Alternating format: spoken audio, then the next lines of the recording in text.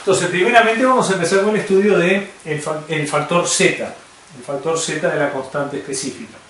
Z, acuérdense que es la frecuencia de los choques, ¿no?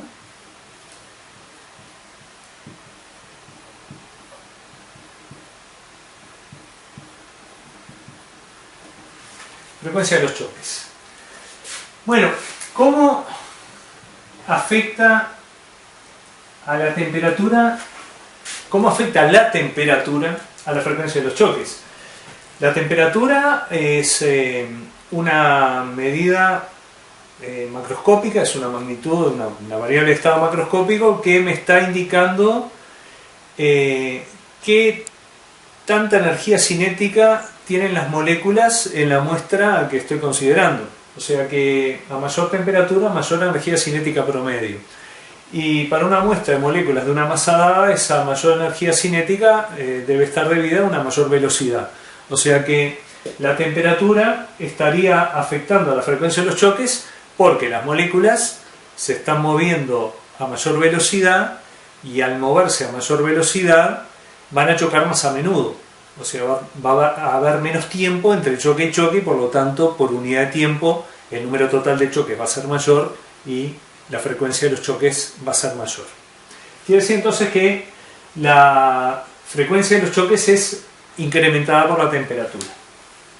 Ahora bien, no vamos a entrar en la deducción de esta fórmula que les voy a dar, pero si consideramos la velocidad media de las moléculas en la muestra, es una V con un techito, la velocidad media, sabemos que la velocidad media, esto lo pueden buscar la deducción, es bastante sencilla, pero no, me parece que no es el momento de entrar en ella. La velocidad media de las moléculas es igual a la raíz cuadrada de 3 por R, la constante R de los gases, por T, por la temperatura absoluta, la temperatura en Kelvin, dividido la m techo, la masa molar del gas que estemos considerando. Así que esta es una fórmula que tiene su deducción, que no la vamos a ver, pero la vamos a ir a utilizar para ver cómo estaría afectando la temperatura al factor Z, que a su vez es un componente de la constante, que es un factor en la ecuación cinética. Bien, a ver, tanto este 3, su número fijo, como la constante R, que esta sí es una constante universal, la constante de los gases es una constante universal, esa no va a variar con la reacción, no va a variar con la temperatura. R tiene su valor 8,31 joules sobre mol Kelvin. Y la masa molar, si bien puede ser variable, para una muestra de un gas determinado, viene dada por el gas que estamos considerando. Y así que todo esto, que quedó ahí medio pintado de verde, es constante. Para una muestra dada, esos tres componentes, digamos, de la ecuación, permanecen constantes.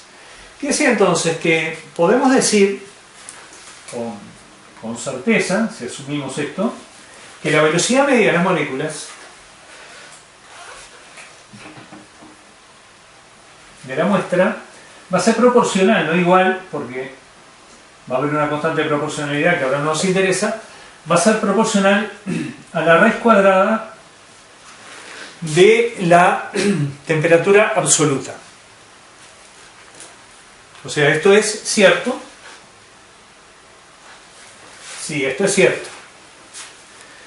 Entonces, vamos a hacer un pequeño ejercicio de cálculo para ver cómo afectaría a la velocidad de las moléculas, velocidad promedio, ¿no? Porque hay moléculas, ya sean moléculas que se mueven muy rápido, moléculas que se mueven muy despacio, hay un número enorme de moléculas que tienen valores de energía cinética y por lo tanto velocidad intermedios, pero esto se refiere a la velocidad promedio de toda la muestra. El universo de la muestra tiene una velocidad promedio proporcional a la raíz cuadrada de la temperatura absoluta. Entonces, vamos a suponer un caso bastante típico. Tenemos una temperatura 1 de 25 grados Celsius, o sea, 298 Kelvin. Y elevamos esa temperatura, T1, la elevamos a la temperatura T2, le elevamos 10 grados Celsius, o sea, le producimos un delta T positivo de 10 grados Celsius. Serían 308 Kelvin, ¿no? Para pasar de, ¿se acuerdan? Para pasar de Celsius a Kelvin, lo que hacemos es sumarle 273. ¿Sí? La escala absoluta es una escala centígrada que tiene como valor de punto de fusión del agua a presión normal, lo que sería 0 grados Celsius es 273 Kelvin. Así que cualquier temperatura en Celsius le sumamos 273 y obtenemos la temperatura en Kelvin. El delta T es el mismo, lo tomemos en Kelvin o en Celsius, porque como son dos escalas centígradas, lo que se modifican son los valores de referencia de la escala, pero no la distancia entre los grados. O sea, el tamaño del grado Celsius y el tamaño del grado Kelvin valen lo mismo, porque ambas son escalas centígradas construidas a partir de dos temperaturas extremas, que son el punto de fusión del hielo de agua y el punto de ebullición normal del agua, de 0 y 100. Por eso son centígradas las dos. Así que acá tenemos un delta T de 10 grados. 10 grados Kelvin sería lo mismo 10 grados Celsius. Bien, fíjense en lo siguiente. Tengo dos temperaturas, temperatura 1 y temperatura 2. Voy a tener, no sé cuánto vale la velocidad media de las moléculas, pero voy a tener para la temperatura 1 va a estar vinculada a una velocidad media que podemos llamar velocidad 1. Y la temperatura 2, que es mayor que la temperatura 1, va a corresponder a una velocidad media que podemos llamar velocidad 2. Como T2 es mayor que T1, sabemos que V2, la velocidad media 2, va a ser mayor que la velocidad media 1.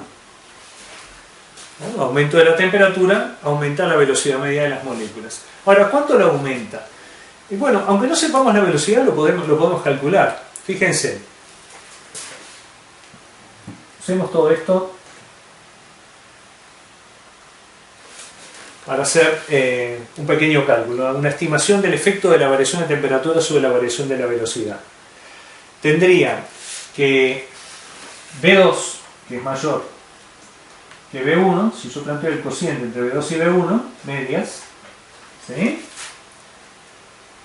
Va a ser igual, ahora ya no va a ser proporcional, ¿verdad? Va a ser igual, porque si divido la raíz cuadrada de T2 sobre la raíz cuadrada de T1, la relación se transforma porque hay una constante de proporcionalidad que se me iría, ¿no? Así que se me convierte la proporcionalidad en igualdad. V2 sobre V1 va a ser igual a raíz cuadrada, vamos a ponerlo de T2 sobre raíz cuadrada de T1. Y bueno, los invito a hacer el cálculo.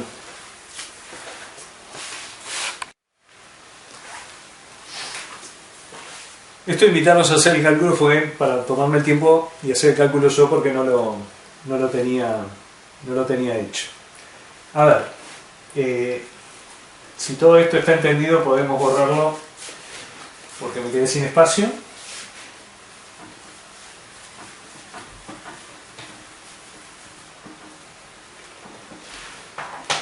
Y vamos a venir para acá.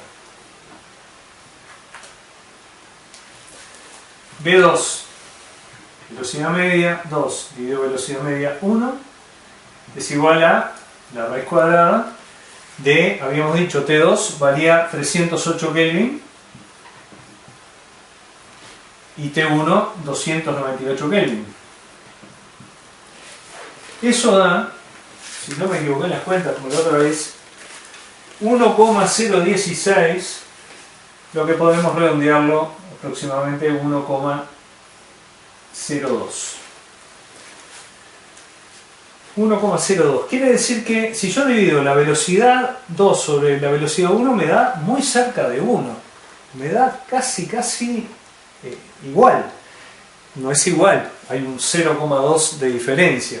Fíjense, a ver, si fuera, sería 1,02 la relación de 1,02 a 1. Si lo tomamos en términos porcentuales, para poder llevarlo en porcentaje, para que se vea, sería 102 a 100, ¿no? La relación es la misma. 1,02 a 1 es como 102 a 100. Y 102 es un 2% más grande que 100. O sea que un aumento de la temperatura de 10 grados Celsius produce un aumento de solo un 2% en la velocidad media de las moléculas. La velocidad media de las moléculas aumenta un 2%. Velocidad media aumentó un 2%. Es muy poquito un aumento del 2%. Pero capaz que la rapidez de reacción aumentó un 2%. Pero no. ¿Saben cuánto aumenta la rapidez de reacción cuando aumentan 10 grados Celsius de temperatura? Yo creo que les había adelantado que en general se duplicaba. Bueno, en este caso es más dramático todavía, se triplica. La rapidez de reacción se triplicó.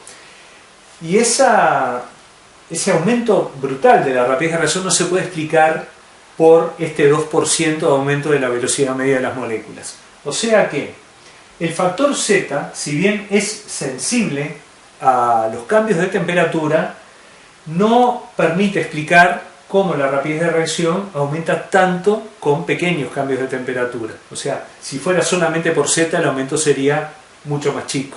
Y en este caso es un aumento por 3, o sea, se multiplica por 3. O sea, no sería 102 a 100, sería 300 a 100. Y eso no lo explica el factor Z. Así que vamos a tener que ocuparnos de algunos de los otros factores para ver si encontramos la razón del efecto tan dramático que tiene la temperatura sobre la rapidez de reacción.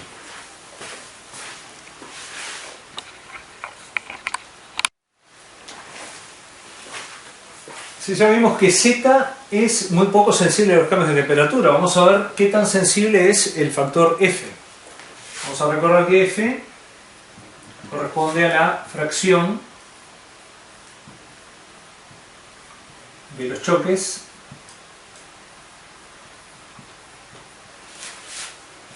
con energía mayor o igual que la energía de activación. Bien, y bueno, F es igual, y ahí aparece todo un componente completo de la ecuación de Arrhenius, es igual a E elevado a la menos energía de activación sobre R por T. Y acá sí que aparece una relación exponencial en la que seguramente vamos a encontrar la razón por la que un cambio pequeño de temperatura produce un cambio tan dramático en la rapidez de reacción. Porque fíjense, tenemos una temperatura 1 y una temperatura 2, ¿no? Ya habíamos dicho que T1 valía 298 Kelvin, T2 vale 308 Kelvin, R vale 8,31 joules sobre mol por Kelvin, y la energía de activación para la reacción que tomamos como ejemplo era 8,5 por 10 a la 4 joules por mol. Bueno, con estos datos se lo dejo a ustedes para que se diviertan. Yo les voy a dar el resultado y me corrigen, como están ya acostumbrándose a hacer cuando cometo algún error de cálculo. Pueden calcular perfectamente F1, o sea, a la temperatura 1 vamos a tener un factor F1 y a la temperatura 2 el factor F2. A T1 voy a tener F1, a T2 voy a tener F2. Simplemente sustituyen en la expresión recuadrada los datos que tienen ahí a la derecha. Acuérdense que E es en la calculadora segunda función logaritmo neperiano, o sea, E a la X, les aparece E a la X escrito en la base de la calculadora, no en la tecla misma, y ahí pueden calcular esa exponencial. Tengo los datos que acabo de calcular. ¿Cuánto vale? Sí, salí. Tenía un gato subido arriba de los datos. 1,2 por 10 a la menos 15.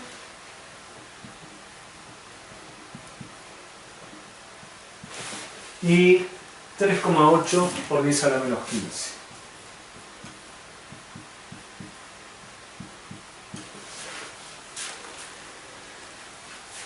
Entonces, ¿cuánto se incrementó el factor F con este aumento de 10 grados de temperatura? Hacemos lo mismo que hicimos con la rapidez y con la raíz cuadrada de la temperatura, con la velocidad media, no la rapidez, la velocidad media de las moléculas y el cociente entre las raíces cuadradas. Podemos dividir F2 entre F1. Y bueno, si hacemos el cociente F2 sobre F1, vamos a obtener algo así como, vamos a hacerlo porque es así que no, pero va a dar algo así como valor triple. 3,8 sería dividido 1,2. 3,16,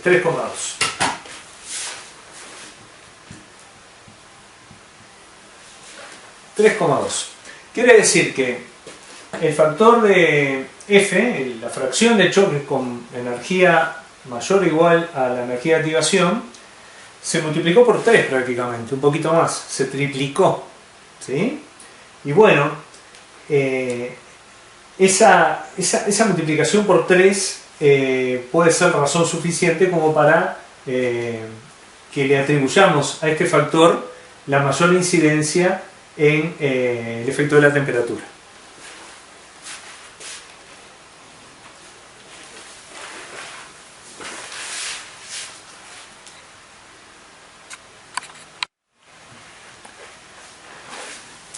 Quiere decir que hasta ahora lo que sabemos es que Z es muy poco sensible a los cambios de temperatura. Afecta poco, es afectada, poco afectada por un cambio de temperatura, por un delta T. F, por el contrario, es muy afectada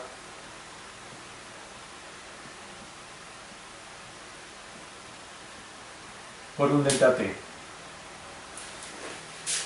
Z puede aumentar, en este caso aumentaba un 2%, ¿no? La velocidad media de las moléculas, y por lo tanto cabe esperar que aumentara un 2% la frecuencia de los choques.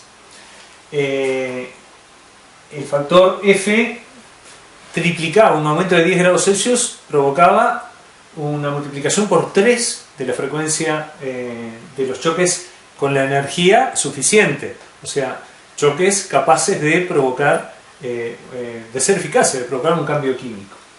Y nos quedaría averiguar qué es lo que pasa con P, con el factor P. Acuérdense que P,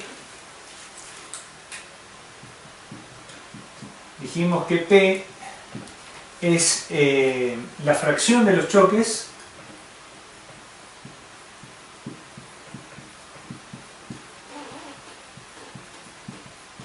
con la orientación adecuada.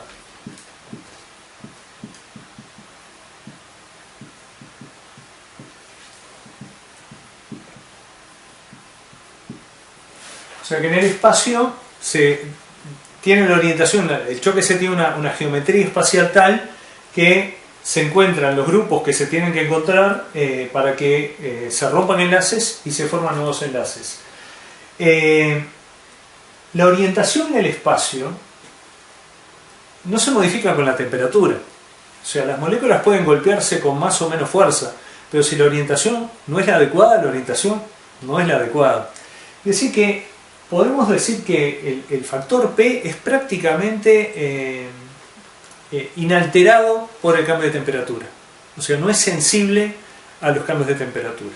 Así que Z es poco afectada por una variación de temperatura, F es muy afectado por una variación de temperatura y P prácticamente el cambio de temperatura no lo afecta en absoluto. No afectado por un delta T. Decía entonces que si agrupamos los dos factores del valor de la constante no afectados por delta T, Z por P,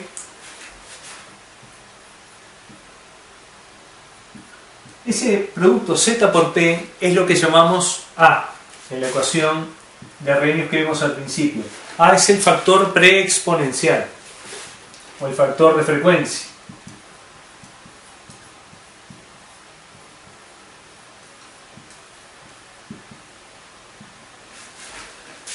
Y si incide de manera determinante un cambio de temperatura sobre el factor F.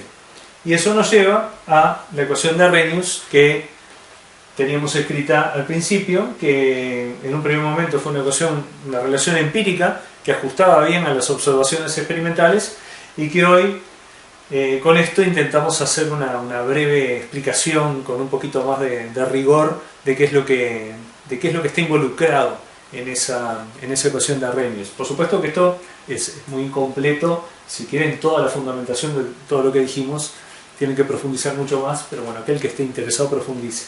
Creo que con esto es más que suficiente.